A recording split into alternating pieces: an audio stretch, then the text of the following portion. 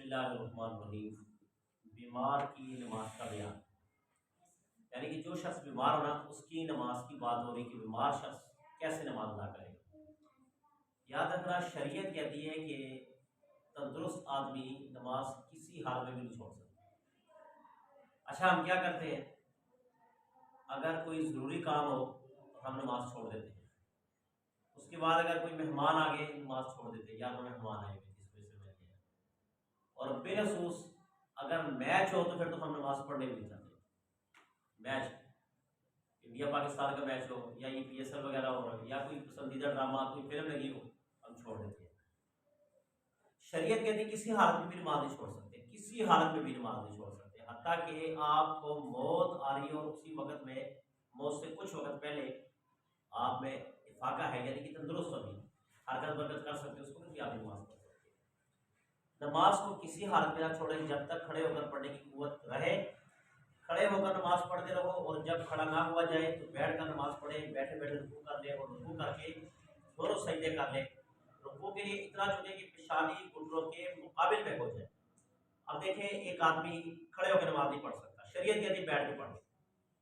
बैठ के नमाज पढ़े, बैठ के रुकू करे, बैठ के सजदा करे। रुकू और सजदे आजकल कुर्सी पर बैठे वाले, इनकी नमाज भी सही काबिल कबूल नहीं है। क्यों? नैन के रुकू ठीक है, नैन के सजदे ठीक है, रुकू भी एक बराबर, सजदा भी एक बराबर। रुकू में जाते वक्त ये ठीक है, सजदे में जाते वक्त जरा नीचे होना चाहिए ताकि पता चले ये घुटने ना इसके मुकाबले में थोड़ा सा ऊपर सर लगना चाहिए। रुकू और सजदे में फर्क होना चाहिए, पता लगे कि रुकू कौन सा है, सजदा कौन सा।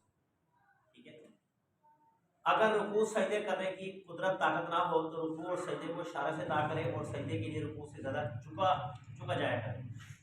रुकू और सजदा करने की ताकत नहीं है, ठीक है, ताकत नहीं, इशारा करें, इशारा।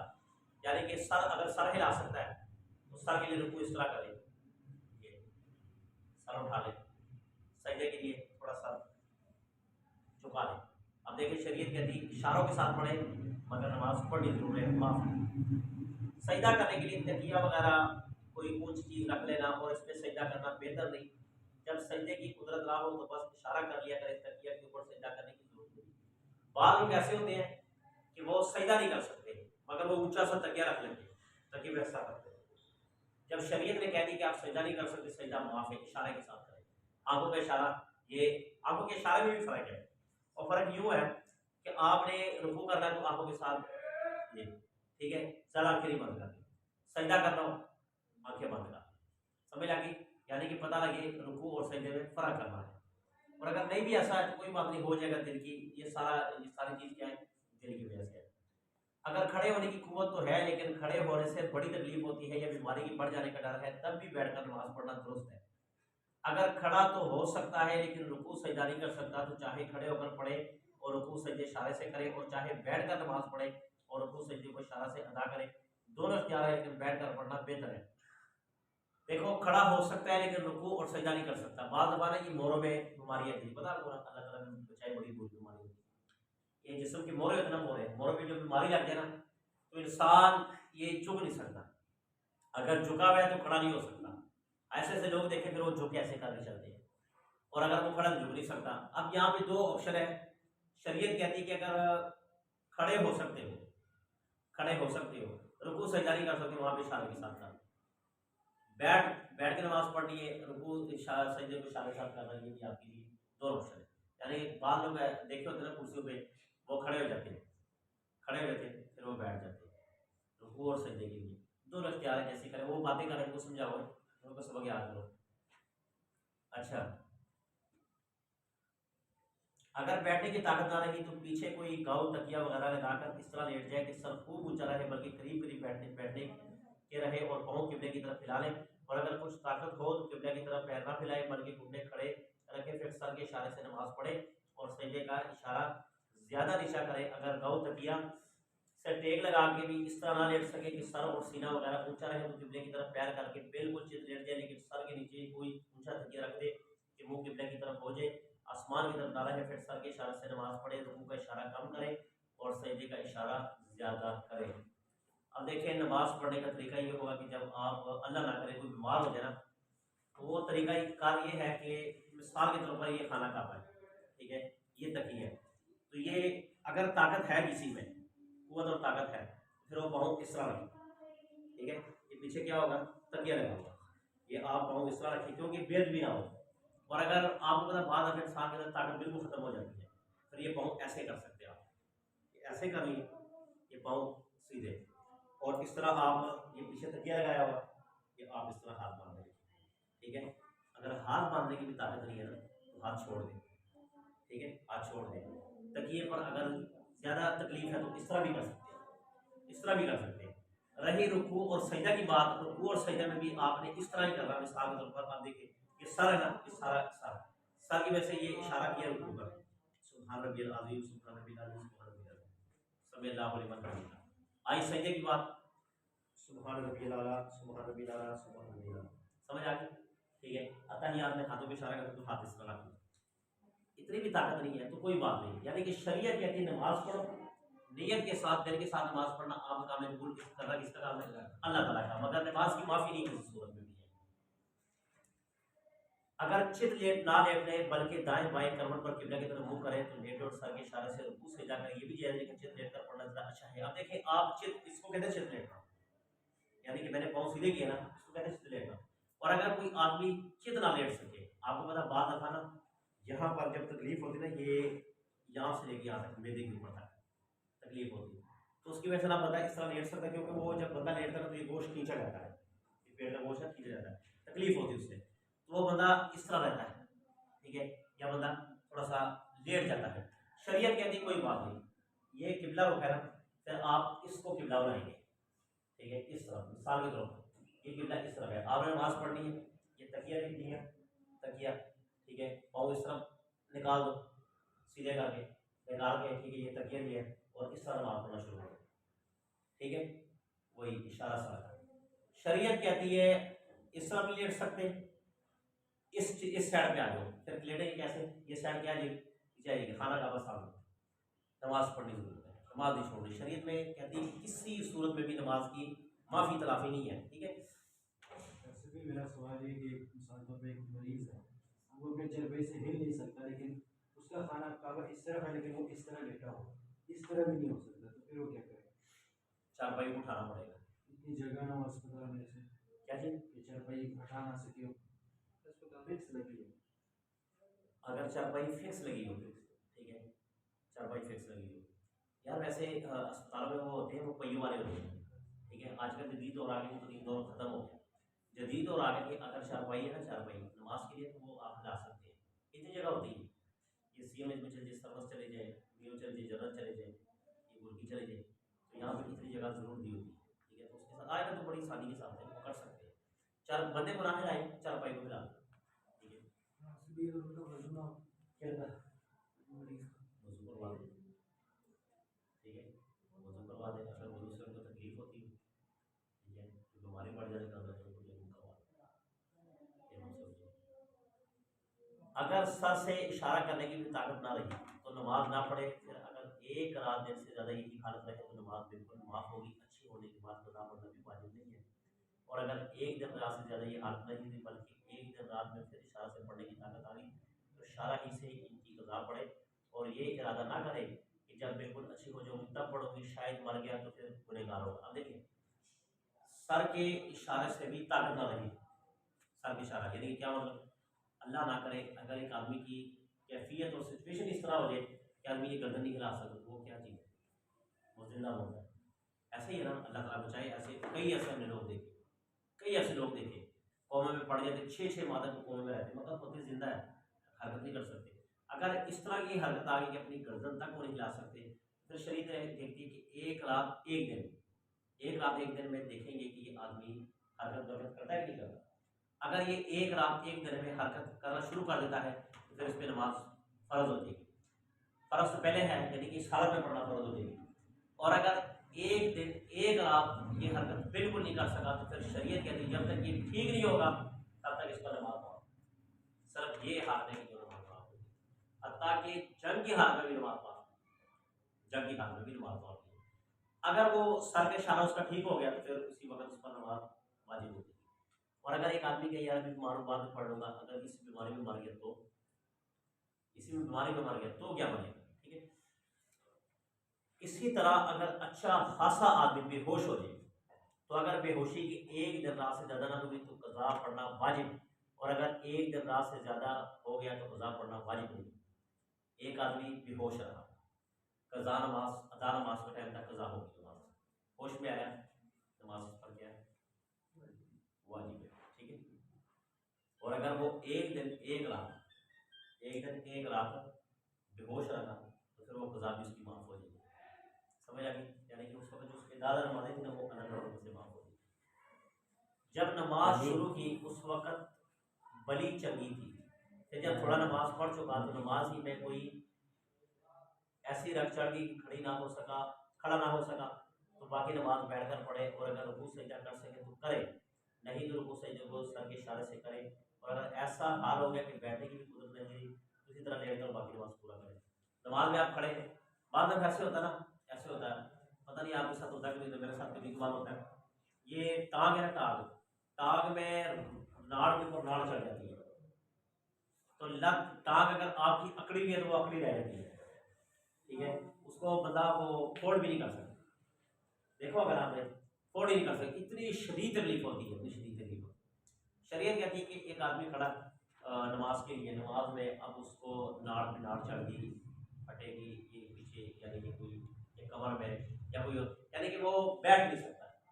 ठीक है, बैठ नहीं सकता। अगर वो बैठ नहीं सकता तो वो खड़े क्या करे, नमाज रुकू सजदे को इशारे से दाखिल। ठीक है। और अगर वो खड़ा नहीं हो सकता तो शरीयत के उसी वक्त बैठ जाए, अगर बैठ नहीं सकता तो उसी वक्त लेट जाए, अगर नमाज को बता अगर वो जमात का खड़ा हो, तभी खा, जमात से खड़ा है तभी बैठ जाए, बैठ जाए। शरीयत ये कहती है कि तकलीफ, शरीयत तो तकलीफ में नहीं डालना चाहती ना।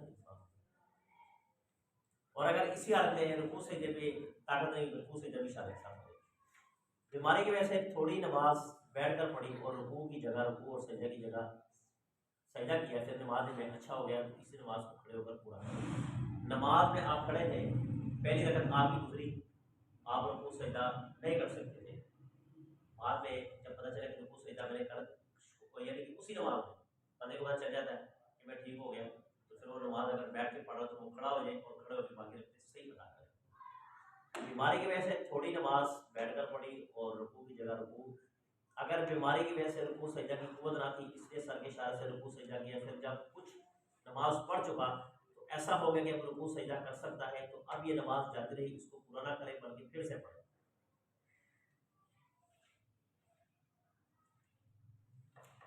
नमाज में आप थे, दौरान नमाज आपने नमाज पढ़ रहे हैं, दौरान नमाज आपने नियत बांध ली, पहले रुकू को जो है रुकू और सजदा किससे कर रहे थे, इशारे से कर रहे थे।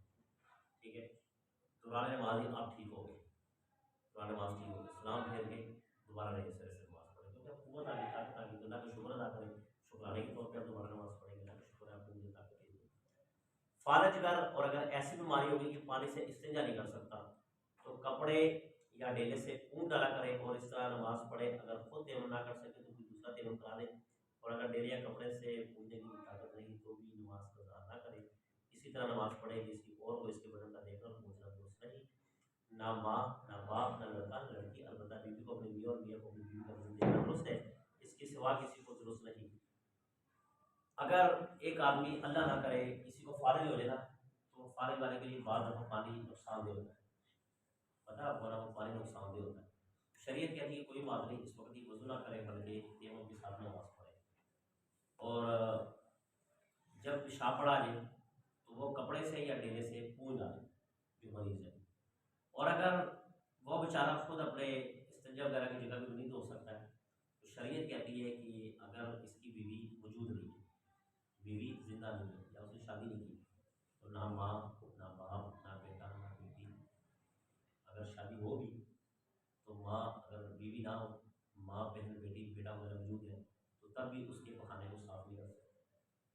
आपको पता है जब उस मुर्दे को नहलाते हैं, दुराने मुर्दे को नहलाते वक्त भी जो उसको इस्तिंजा करवाया जाता है ना, वो कपड़े के अंदर से हाथ आता है, देखा किसी को मुर्दे को गुस्सा देते हुए देखा ना, तो वो हाथ कपड़े के अंदर रख के ना उसको इस्तिंजा करवाया जाता है, और देखते नहीं देखना हराम है, तो फिर इसी हालत में वो वैसे ही तेमम कर ले। अगर तेमम भी नहीं कर सकते तो दूसरा आदमी उसको तेमम करवा दे, इशारे के साथ नमाज पढ़े, अल्लाह कबूल करे। बाद लोग आपको गलियों में कहते हैं यार किसी को नमाज पढ़ने चले, ओ यार मेरे कपड़े पास साफ नहीं है, ऐसे आदमी को यार तू नमाज पढ़ने यार तुझे गुनाह मिलेगा वो मेरे साथ, तो नमाज तेरी कबूल नहीं। बहाने कर देना, झूठ बोलते मेरे कपड़े साफ नहीं, मेरे कपड़े साफ नहीं। अक्सर लोग तो देख लो ला रहे हो नमाज पढ़ने, वो यार लेकिन बड़ा जरूरी काम है। याद रखना जो ये कह रहे हैं मुझे बड़ा जरूरी काम है, बड़ा जरूरी काम है, मजाज नहीं आदमी काफिर हो गए। क्यों? ये आदमी को ये नहीं पता कि जरूरी क्या है, नमाज है कि काम है। तो फिर उसने कहा जरूरी काम है, उसके दिल में काम की अहमियत है, नमाज की अहमियत नहीं है, ऐसा आदमी मुजाहिद काफिर हो जाता है। ठीक है, तो जो आदमी ऐसे कहे ना कि यार मेरे कपड़े कपड़े खरीद देंगे, उसको खींच के लाओ से क्या नमाज पढ़ो। नमाज पढ़ना आपका काम है, जो बुरा हुआ हमें दे दो। हमने एक आदमी को कहा कहते यार मेरे कपड़े नपा के, कपड़े नपा के, मैंने क्या किया, कहते कपड़े नपा के, मैं अच्छा नपा के, कहते ठीक है। मैंने उसको हाथ पकड़ा, मैं चला मस्जिद में नमाज पढ़ते, कहते कपड़े नपा के, मैं तू नमाज पढ़, नमाज का स्वाब देना तुझे रब का काम है, जो गुनाह तेरे कपड़ों की उसके लिए मैं ले लूंगा। चला क्या जी, जो नापाक होते हैं ना वो नमाज पढ़ते जरूर है, पता जो नापाक हो पढ़ते जरूर है। अब फैसल जैसा क्या कि यार मेरे कपड़े नापाक है, तो मानने में यदि भला नमाज तो पढ़ता है, नमाज ही पढ़ता है। जो अगर तू कह दे तो ये तो समझ में आती कि यार नमाज पढ़ने वाला बच्चा है, नमाज पढ़ने वाला बच्चा है, तो शायद इसके कपड़े पाक, इस पर यकीन किया जा सकता है। और अगर वैसे कोई लुच्चा पंगा कह दे कि मेरे कपड़े तो पाक है, तो उसकी बात यकीन नहीं है, कोई नमाज नहीं पढ़ने आता। हाँ, जहाज कह दे फिर यकीन नहीं। अच्छा,